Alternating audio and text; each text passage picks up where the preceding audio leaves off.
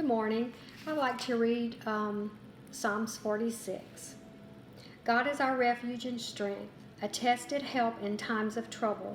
And so we need not fear even if the world blows up and the mountains crumble into the sea. Let the oceans roar and foam like the mountains let the mountains tremble. There is a river of joy flowing through the city of our God, the sacred home of the God above all gods. God himself is living in that city, therefore it stands unmoved despite the turmoil everywhere. He will not delay his help. The nations ran and rave in anger, but when God speaks, the earth melts in submission and kingdoms totter into ruin.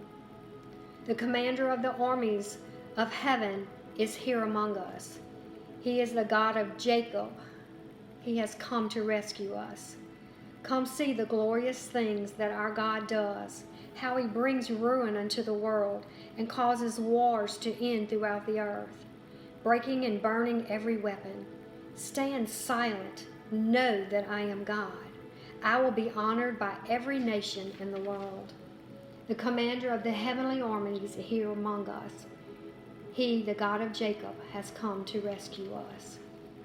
And I believe over the last few months, with all the turmoil and the hectic and the chaotic, God has definitely got our attention.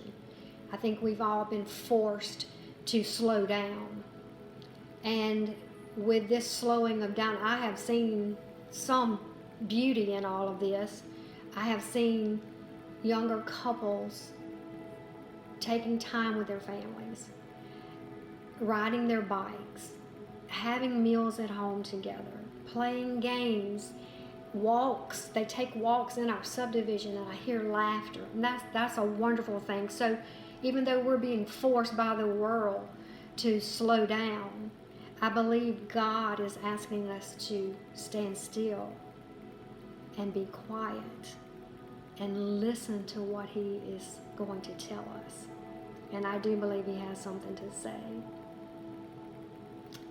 When I read this in verse 10 about stand silent or stand still and know that I am God, I've read this many times, but this time it was like an alarm went off in me.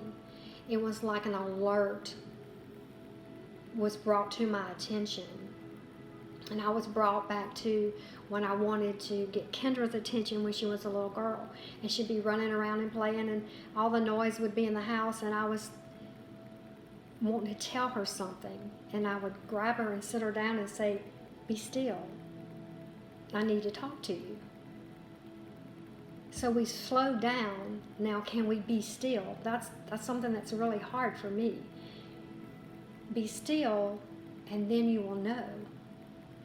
So the very first thing out of my mouth was to Kendra was be still and listen. And I felt like the Lord was speaking to my heart to find that quiet place and be still and listen. And not only listen to him, but hear him. Hear him with my heart. Hear him with my mind and my very soul. So then we will know. Because if we don't sit and be still and listen to him, then we will not know. And I think he has a lot of things to tell us.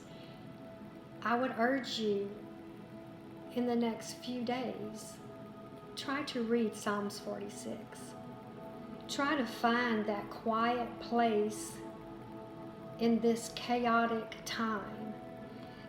Find that quiet place to not just listen to what God is telling us or whispering to us, but really hear what he is saying. Because in that, he will teach us where he wants us to go, how he wants us to do this. He will guide and direct us. He will send his peace. If we know his voice, we can hear him with our hearts and be encouraged. I pray that peace of God will be with you in this time. And I pray that you will take that little special time and be still and quiet before God so he can guide and direct us. Thank you for letting me share this with you today. And until next time, I love you guys.